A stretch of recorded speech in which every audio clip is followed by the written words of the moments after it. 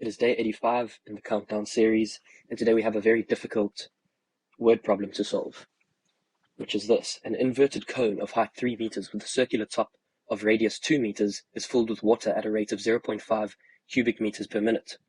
How fast is the water rising when the water reaches a height of 1 meter? So obviously go ahead and try this for yourself first. Once you've done that, I'm going to go through the solution with you. So the first thing that I've done is I went ahead and drew a picture. This was the picture that I drew. So what we need here is we need to somehow relate our radius and our height. And you'll notice that if you look at a cone from that angle there, there's a triangle, which will look something like this. In the triangle, no matter where you are in the cone, because these two angles will be the same, if you're here in the cone, these will be parallel, and so those two angles there will be the same again, and so will those, because of corresponding angles. So no matter where you are in the height of this cone, you're always going to have similar triangles. And the reason that's important is because similar triangles have sides that are proportional. So that's a quick and easy way to relate the radius and the height through proportionality. So the formula for this is going to be 1 radius is going to be equal to 2 heights over 3.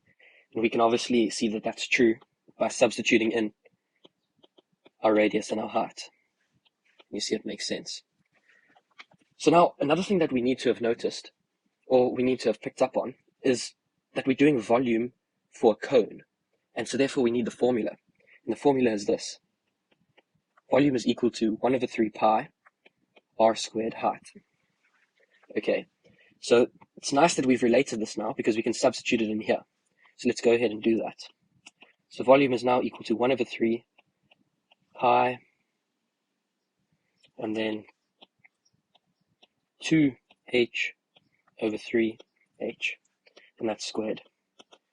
So we can go ahead and simplify that, and we get 4h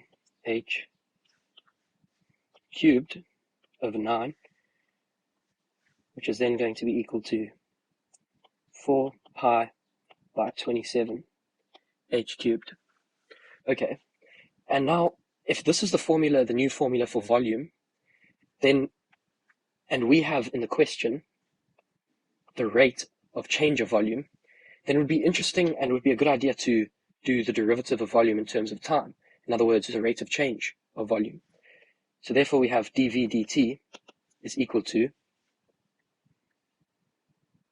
4 pi times by 3 over 27, which is then simply going to be 4 pi by 9 h squared times by dh dt,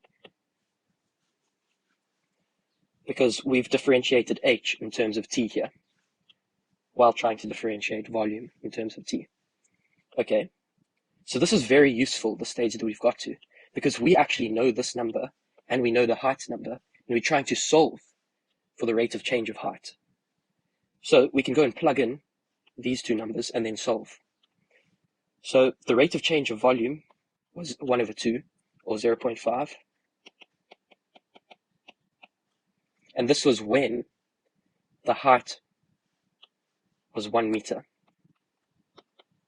And then we solve for dh dt. So we take this across, and we get 9 over 8 pi. So we have dh dt is equal to 9 over 8 pi. And then this is meters per minute. And that's the final answer. If you managed to do this, well done. I think it is a very difficult word problem. And if you did enjoy the video or found it useful, please leave it a like and don't forget to subscribe.